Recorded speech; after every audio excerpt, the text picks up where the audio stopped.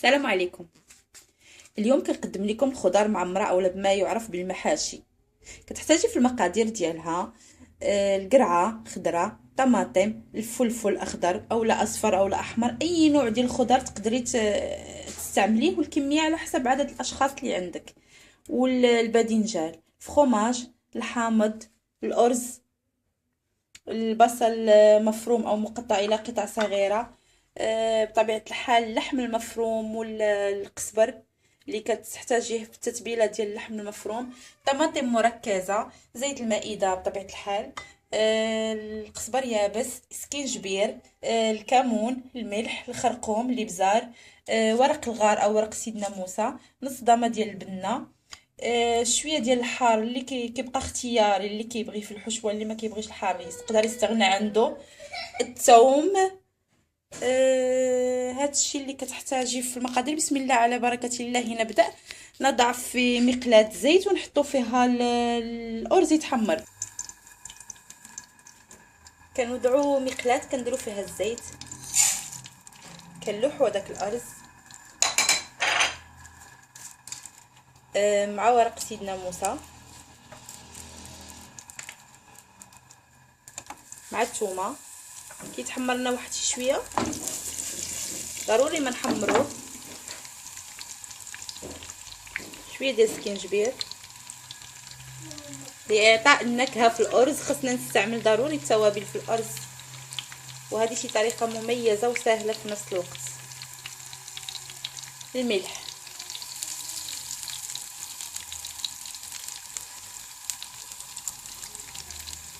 وشويه البصل المفروم. الكميه اللي تبقات ليا غادي نستعملها في مع اللحم المفروم، نقلي معاها.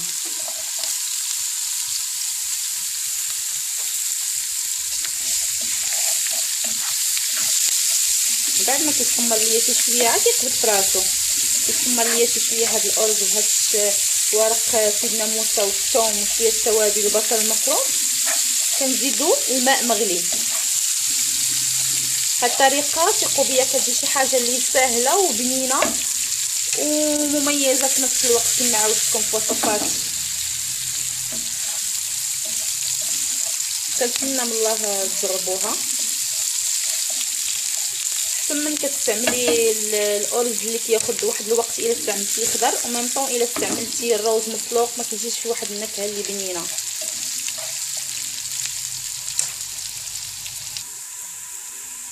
كيف كتلاحظي هو الروز ديالنا بدا كيتحمر، كيولي هكا دوغي. ضروري ما بغيتوش انا ابيض، كتضيفي عليه الماء المغلي ان شاء الله باش نحشيو. من بعد ما وجدنا الحشوه ديالنا نوريكم الطريقه ان شاء الله، باش انا كنستعملها طريقتي الشخصيه، يعني ماشي ما نقولش لكم بروفيسيونيل، مي اللي عيالات الدار اللي فحالي، يعني كنستعمل غير موس وكنبقى نخوي. كنظن كاع العيالات كيستعملوا هذه الطريقه.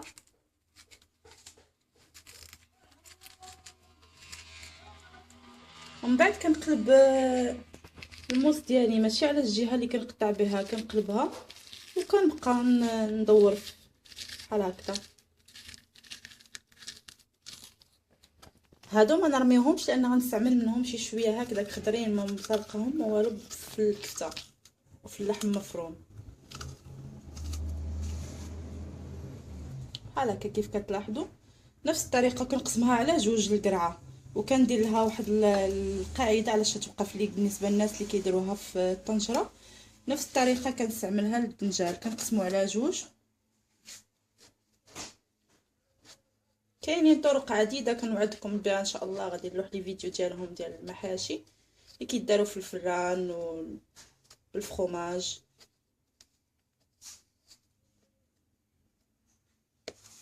عاود كنقلب الموس ديالي على الجهه الحافيه، ولا كاين اللي كيدير معلقه. انسان حر، بالنسبه لهذه طريقتي الشخصيه، لكم حريه الاختيار. هانتوما كيفاش كتلاحظوا كيف كتبان. بالنسبه للطماطم كذلك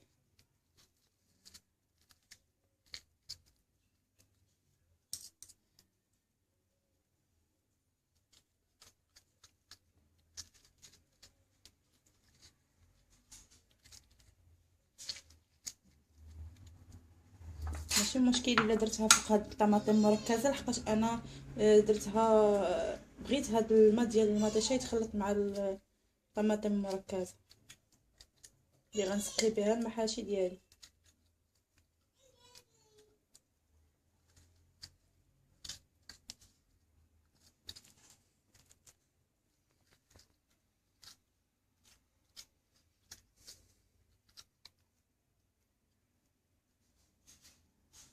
اش كتلاحظوا بالنسبه للفلفل، راه كاع الناس عارفين بانه مجرد كتقسميه على جوج وكتخليه كتخويه من الزريعه ديالو وكتخليه. يعني غادي ندوز ان شاء الله تحضير الحشوه ديالي. هنا كيف قلت لكم اللحم مفروم درت ليه التوابل والقزبر وشويه ديال البصل. من بعد ما دبلت هذيك البصله والربع ديال هاد اللحم المفروم درتو شويه طايب شويه خضر، ودرت ليه التوابل اللي فايته وقلت لكم. بالنسبه للارز ديالي ها هو كيفاش ولا. كتكون عنده غير نص طيبه ماشي طيبه، مي انا بغيتو هكا ذهبي دوغي بحال هكا اللي حمرته مع البصله وورق سيدنا موسى والثوم وشويه ديال التوابل. كنخلط غير واحد الكميه منه على قد الخضره اللي عندي.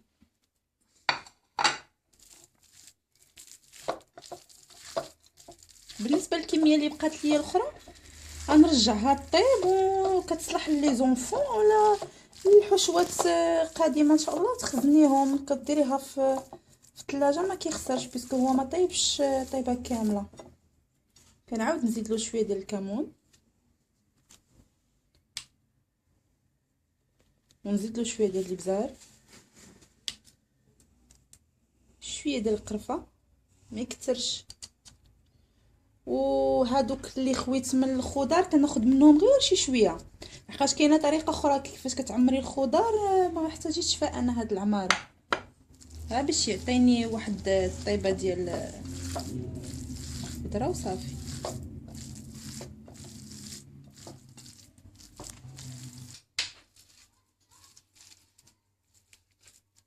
كنبدا نعمر بهاد الطريقه. ضفت الفرomاج داك المربع للعماره غير شي شويه.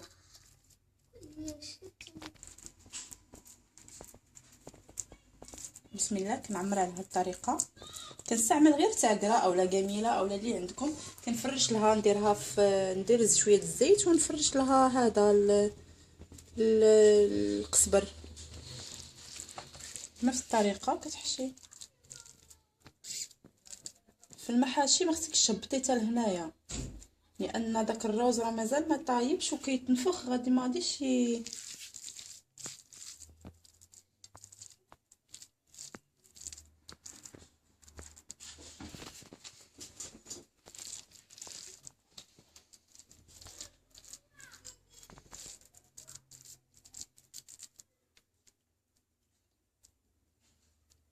كنحطهم.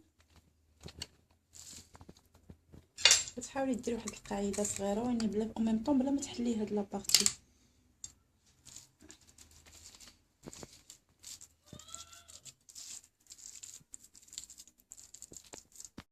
كندوز نصاوب لاصوص باش كنسقي هذوك المحاشي. كندير طماطم مركزه وهذيك الدخلاني ديال الطماطم اللي خويت، شويه الملحه شويه الخرقوم شويه الابزار كمون ورق سيدنا موسى او ورق الغار شويه ديال الحار كيف قلت لكم كيبقى اختياري، ثوم محكوك وكنضيف هذاك الماء مغلي.